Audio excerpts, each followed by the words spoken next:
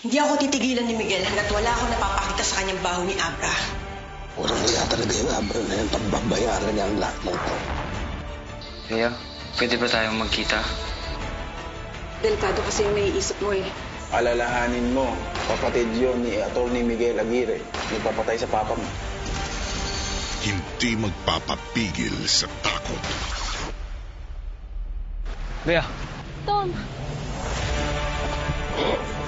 Mahirap lang yung gantong napapalayo ako sa mag-ina ko. Nag-iisip na ako agad. Nabuo kaming pamilya.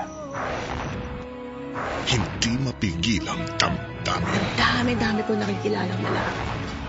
Ni isa walang pumapantay sa kanya.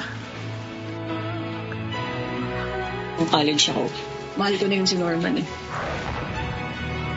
Carlo J. Cabaras, lumuhod ka sa lupa.